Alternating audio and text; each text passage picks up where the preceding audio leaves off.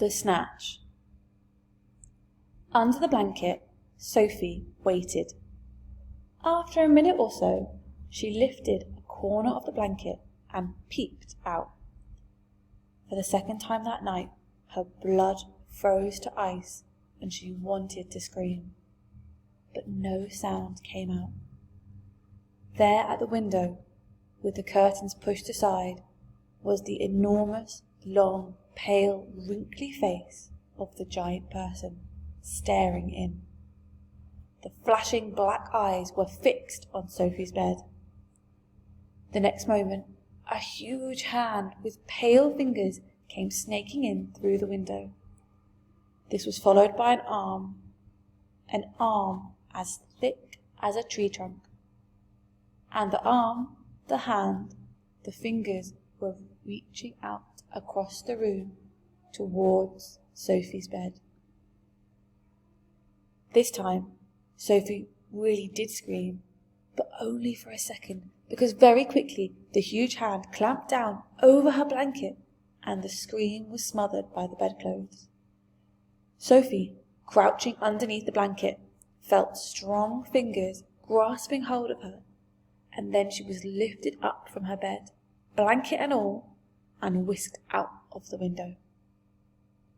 If you can think of anything more terrifying than that happening to you in the middle of the night, then let's hear about it. The awful thing was that Sophie knew exactly what was going on, although she couldn't see it happening.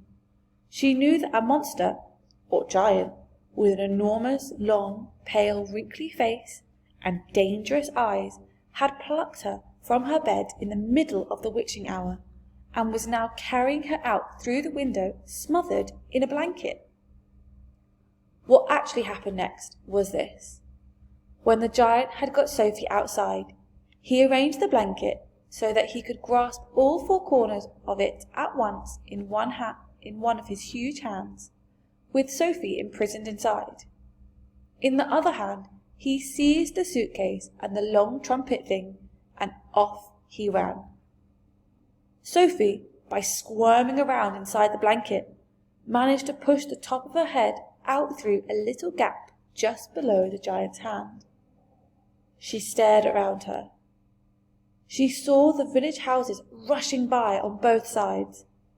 The giant was sprinting down the high street. He was running so fast, his black coat was streaming out behind him like the wings of a bird. Each stride he took was as long as a tennis court. Out of the village he ran, and soon they were racing across the moonlit fields. The hedges dividing the fields were no problem to the giant.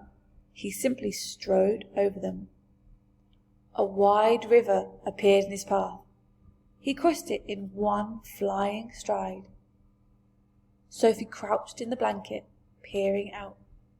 She was being bumped against the giant's leg like a sack of potatoes. Over the fields and hedges and rivers they went, and after a while a frightening thought came into Sophie's head. The giant is running fast, she told herself, because he is hungry and he wants to get home as quickly as possible, and then he'll have me for breakfast.